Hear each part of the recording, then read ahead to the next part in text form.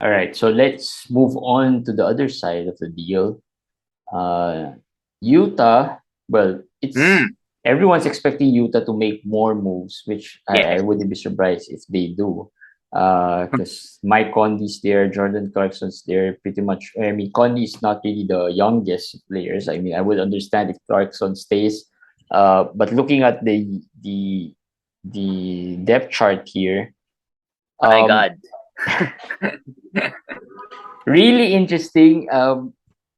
I mean, Sexton. Let's talk about Sexton first.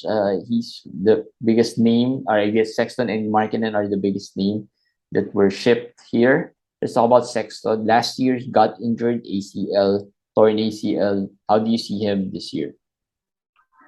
Before this trade, I didn't particularly like him, but after this trade, I see the value if he's healthy, assuming he's healthy. And I think I'm gonna do this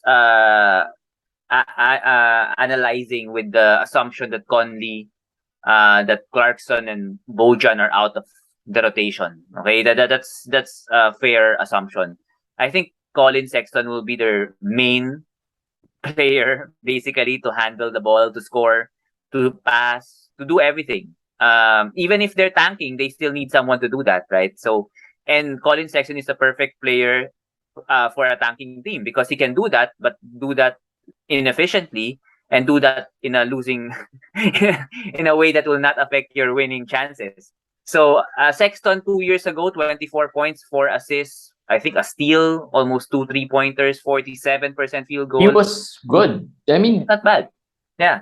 yeah, not bad. If you need a scoring guard, he's Yeah. your guy. He's not a bad field goal percentage type of guy. He's not really, he's gonna give you decent field goal. Not for a guard who's a scorer, it's not too bad. He For he Sexton. was he was around 100 at that time. At that year. I remember that because we talked about it that time that he was so hot and everything. He's still 90 something to 100 because he doesn't steal as much and then he has a lot he had a lot of turnovers. And I think if he reprises that role here in Utah, I think that's where he will land around 90 something to 100 range,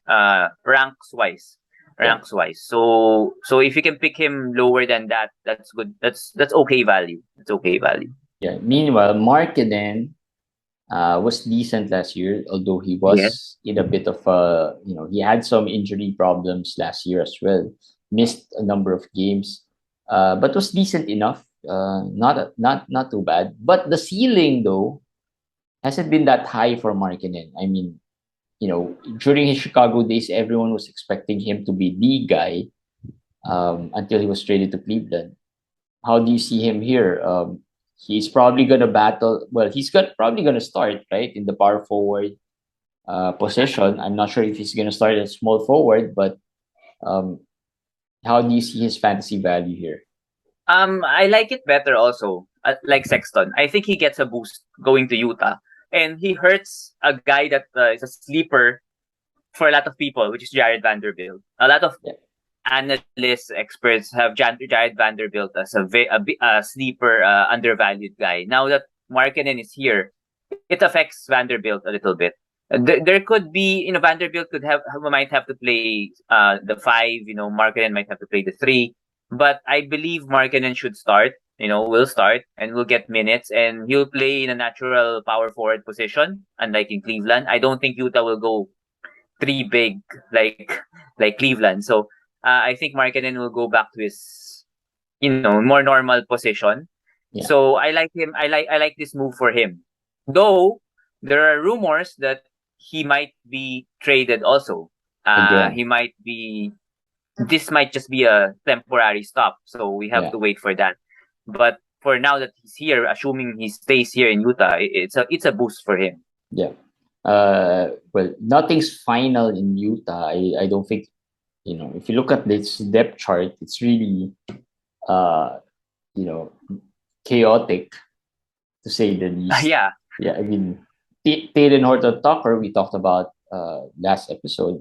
His value might move up now with Markkinen. We don't know, right? I mean, he can still play the small forward, but And Markkinen there, Colin Sexton there. These guys are really ball. and They need the ball. Yeah. there as well. So And Nikhil Alexander Walker is there. I DH. shouldn't we be past Nikhil? I mean, Nikhil has been a talk of fantasy in fantasy every single year and has disappointed pretty much every single year. Yes, but we're not talking about him as a possible pick. I'm just talking about him that he's a young player in Utah that they will probably have to play. So he has to get minutes, and they have to find out what they have in Nikhil.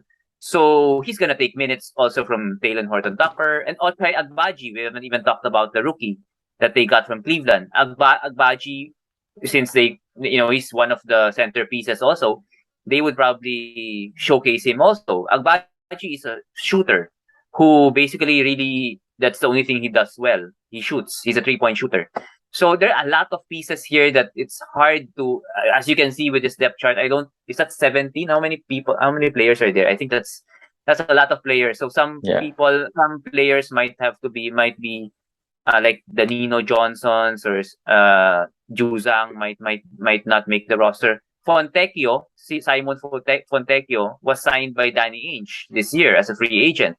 So I'm assuming he's gonna stay and he's gonna get minutes also because reportedly Danny Ainge loves him a lot. So lots of things here, lots of things to that it's not yet certain. Yeah. It's hard to pick maybe a player you might not want to get or a player you might want to stay a little bit away from or be careful with. Given that it's not Mm, sure, but do you see anyone here who you should be careful with picking? Well, he's here, so I'm gonna.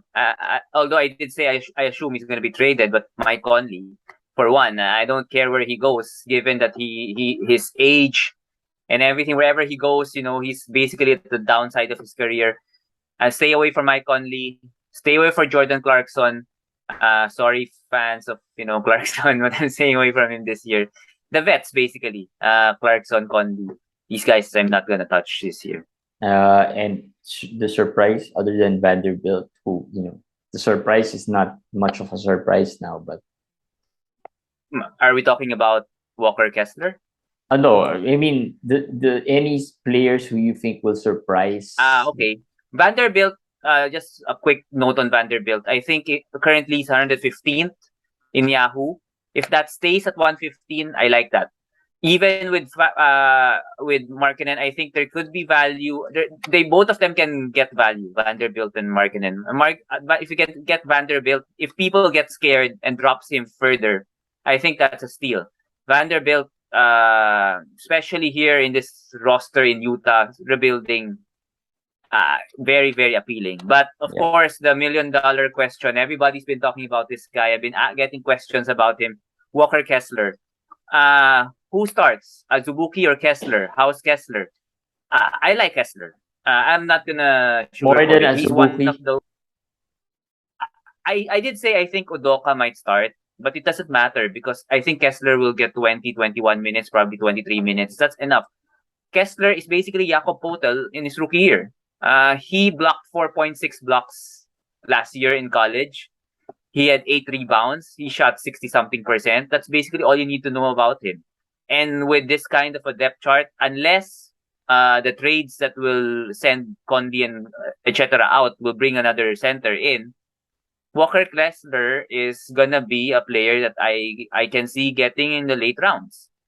Just for the blocks, just for the rebounds, just for what he can Yeah. do. And But speculative pick, right?